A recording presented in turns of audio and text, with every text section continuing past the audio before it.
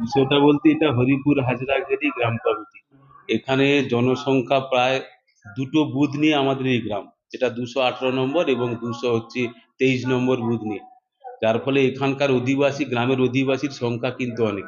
690 হচ্ছে আমাদের ভোটার, যারা চাঁদা হোল্ডার তারা ভোটটা দেন। এই পদ্ধতিটা এতদিন ছিল না, কিন্তু বিজেপি এই বিষয়টাকে একটা রাজনৈতিক তকমা লাগিয়ে দিতে চাইছে, যে কারণে গ্রামটা আজকের নির্বাচনী পর্যায়ে নিয়ে যেতে চাইছে তারা।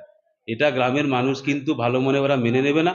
এটা আমরা যারা গ্রামের সাধারণ মানুষকে নিয়ে আমরা গ্রাম কমিটি গঠন করি, তারাই জয়লাভ করবে। এটা নিয়ে আমরা একেবারে 100% আশাবাদী।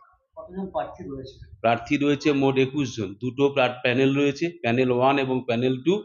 এক একটা প্যানেলে 21 জন করে প্রার্থী রয়েছে। আর ভোট প্রক্রিয়া হচ্ছে 1 এবং 2, এই দুটো সংখ্যা লেখা রয়েছে। যার যে প্রার্থী প্যানেলকে পছন্দ সেই প্যানেলেই সে টিকটা মারবে, 1 অথবা 2 যে কোনো সংখ্যাতে। আমাদের হচ্ছে 1 নম্বর প্যানেল।